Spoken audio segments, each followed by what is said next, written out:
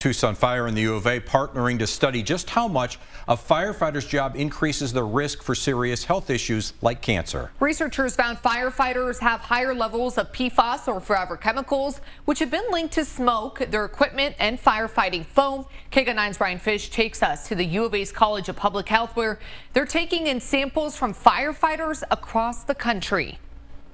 Down here in freezer storage, there's more than 100,000 individual blood samples from firefighters. There's about a dozen studies going on linking their job to health risks, and one of them is measuring PFAS in firefighters' blood.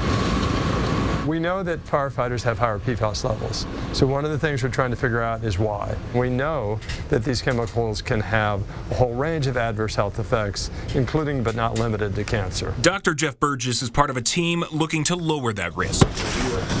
Along with firefighter surveys, blood and urine samples keep coming in.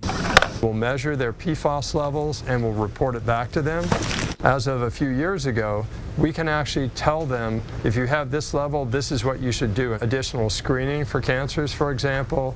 They can look at additional tests that they may want to get. The study started here in Arizona, and now more than 1,500 firefighters have enrolled nationwide, from departments in states like Massachusetts, Idaho, and California.